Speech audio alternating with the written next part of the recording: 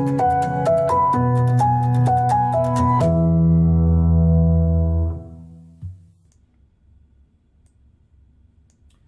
everyone, it's technology expert Burton Kelso here with another tech tip to help you get the most out of the technology in your life.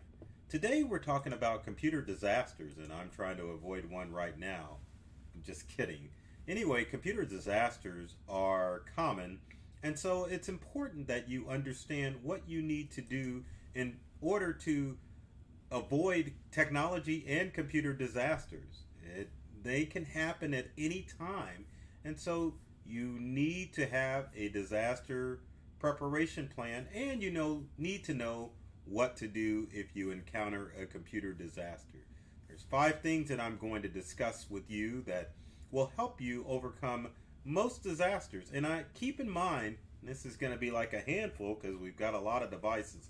Doesn't matter if you have a Windows device. I got that Dell logo upside down. So yeah, it doesn't matter what you're using. If you're using a Windows device, doesn't matter if you have a Macintosh computer, doesn't matter if you have a tablet or an iPad or even a smartphone, and it doesn't matter if it's an Android or iPhone, disasters can occur. I know there are people out there that say, hey, if you've got a Macintosh computer, you don't have issues, but that's simply not the case. You are going to experience a technology failure, and it can occur at any time. So let's get started. So number one, the first thing that you should do if you encounter any technology issue with any device is to restart that device. Unplug it, plug it in. Doesn't matter what type of device you have. It doesn't matter if it's a smartphone. That's a tablet. But anyway, it doesn't matter if it's a tablet or a smartphone or even a computer. It always is a good idea to shut down that device and restart it just to clear out any glitches that could have occurred. And they can occur for a number of reasons. Number one, if your device has performed an update, there's a good possibility that sometimes the software and the hardware don't talk well together. So restarting that device will allow you to allow it to refresh itself so that it can talk better again. Now, one of the challenges about restarting devices is how to restart your device or to shut it down. Well, the easiest thing to do on any device is just to hold down the power button down for about 10 to 12 seconds, and that device will automatically power off. If you've got a piece of hardware such as a router or one of your smart home devices like, say, an Echo or Google Home, then it's a matter of just unplugging that device to allow it to reset or to recharge itself. Unplugging it causes it to wipe out not your data, but just to get a fresh restart. So it's important that you learn for any device that you have not to panic, that you take a simple step back and breathe and to restart that device. Because trust me, it definitely helps. Same thing with software. If you have a software issue and you have a problem, it's easy just to uninstall that device, provided you've backed up all of your information, and just reinstall the software on your device. Same thing can happen to web browsers. If you have a browser issue and you go to surf the internet and you find that you're having issues, whether it be webmail or anything out there, you definitely want to either try another browser. So a good idea is to have multiple browsers on your computer, like Chrome and Microsoft Edge, or if you're a Macintosh user, why not have Safari and a combination of Firefox and Chrome or even Opera on your computer so that you can get to where you need to go. Another thing that you want to consider too as far as restarting, email. Not necessarily that you have to restart, but have another way to get access to that email so that if it goes down, you can still get to it. So have your email shared on your tablet, on your smartphone, so that if you can't get to it on your computer or your laptop, you can get to it always. So tip number 2 is one of my most important and favorite tips, is to back up your information. Now, there's several ways that you can back up your data to avoid technology disaster, because Your storage devices can fail at any time. There's no warning. There's not going to be like a Will Robinson where you get the danger, danger sign. These devices either work or they don't work. And when they fail, your data is probably one of the most important things that you want to protect. So it's always important to back up your important information to a number of different ways. Now, the most common way that most people will back up their data is with an external hard drive. Here we've got a Western Digital, got the logo right, a Western Digital Passport. Yeah, actually it's a My Passport. But My Passport will plug into any Windows or Macintosh computer. Doesn't matter if it's a desktop or laptop. And the most important thing to remember with your external hard drive is the backup software. Now, if you've got a Western Digital or a Seagate external hard drive, there's several different ways that you can back it up automatic, which is the key. Now, if you're a Windows user, you can use File History to automatically back up your information. If you're a Macintosh user, you can utilize Time Machine to back up all of that data. Now, another piece of software that you can use, which is totally free if you don't like the way File History works or you don't like Time Machine for your Mac, Western Digital and Seagate have free backup software on their website that you can download. And sometimes if you buy the external hard drive, the software is already included. Now, I will say with backup, it's not a matter of just plugging in your external hard drive with the USB port and having it work. You do have to install and configure your backup software in order to make it work. So if you aren't familiar with how to make it back up automatically, then you need to call in a tech expert. I know a guy that can help you set up your backup properly so that you can be confident and know that if disaster strikes, that you will have access to all of your precious data. Most backups work pretty simple, where if you are run into trouble and you need to access those files, if your computer or device fails, you can just plug it to another device and get access immediately to your files. Now, another method that you can use, which is my favorite, is cloud backup. Now, cloud backup services like Carbonite and Backblaze allow you to configure your device so that you can restore your files automatically. And they back up automatically as well. So the good thing about Carbonite and Backblaze is that you get unlimited storage with both of these services. So if you use a Windows or a Macintosh computer for as low as $5 a month, or actually $6 a month, you get unlimited backup of all of your stuff. So documents,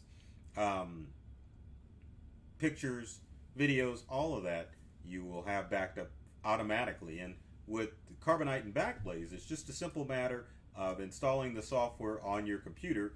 And once the software is on your computer, you can just have peace of mind knowing that it's backing up in the background as long as you have access to the internet. And one of the good things about having a backup system with Carbonite and Backblaze is that once you get a new device, like a new computer, you can just reinstall the Carbonite backup onto your new computer and your files will magically transfer from your Carbonite or Backblaze account to your computer.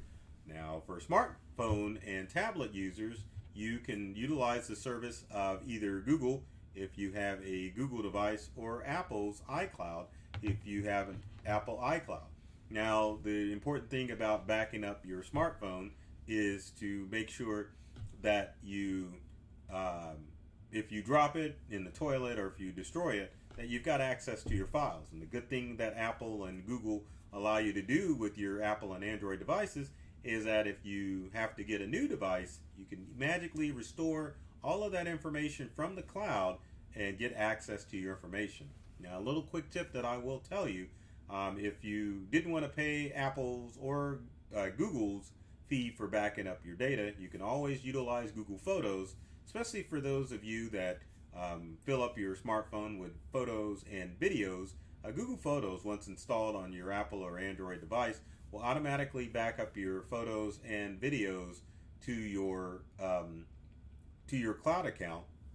That way, if something catastrophic happens, you've got always have access to your data, your photos, and your videos. And the other good thing about backing up to the cloud with your smart device, when you get a new one, it's almost a breeze. Add your account and your files will automatically show up on your devices.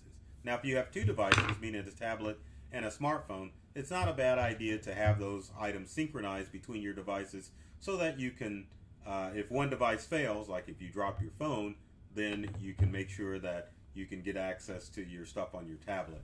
Redundancy is the key with all of your devices, so you want to make sure that you are prepared for disaster with the redundancy, and that's not actually a bad idea.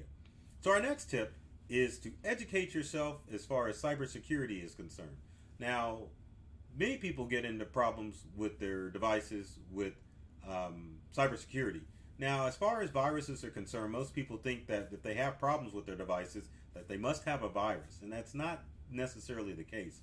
If you get ransomware on your devices, then yes, your files will get corrupted and you'll lose your data.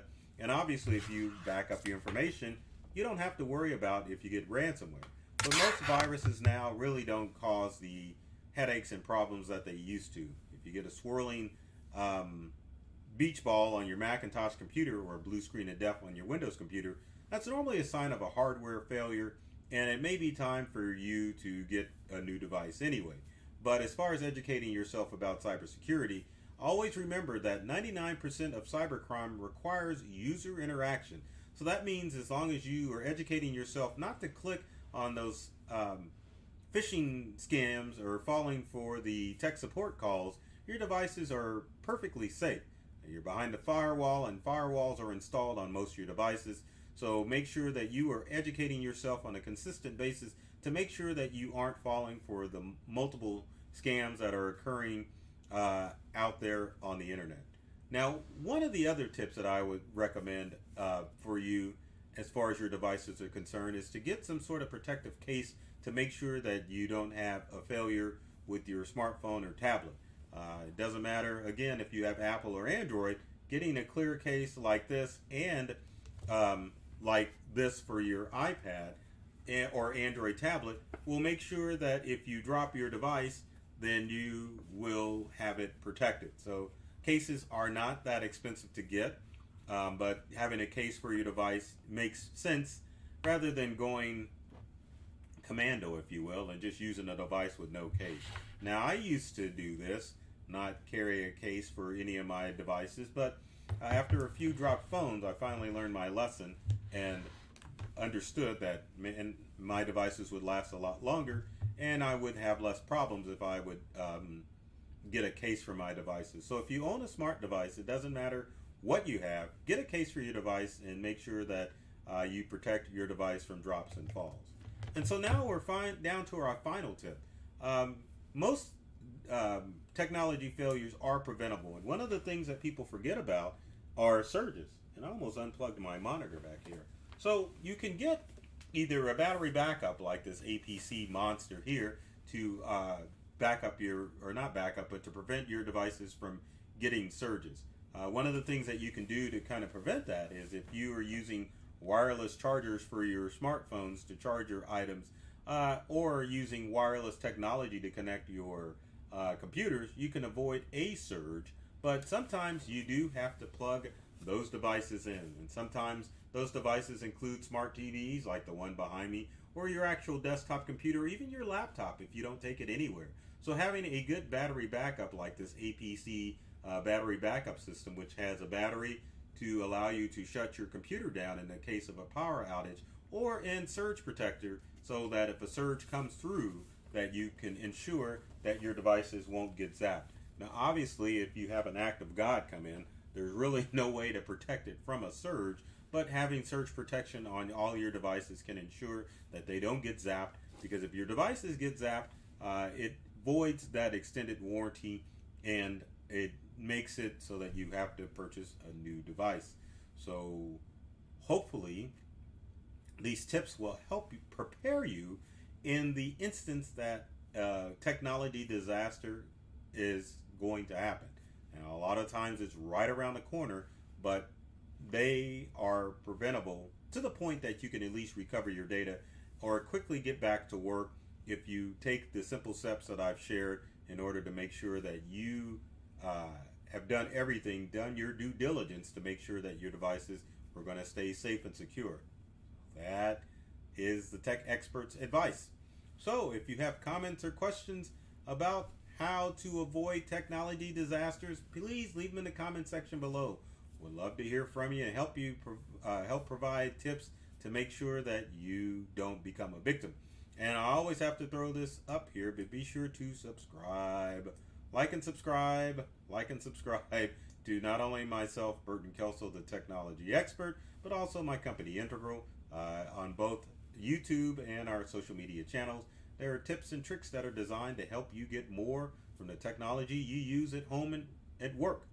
So I love technology. I've read all the manuals, and I'm serious about making technology fun and easy to use for everyone. So take care of yourself and do many things to make you smile. And thanks for watching.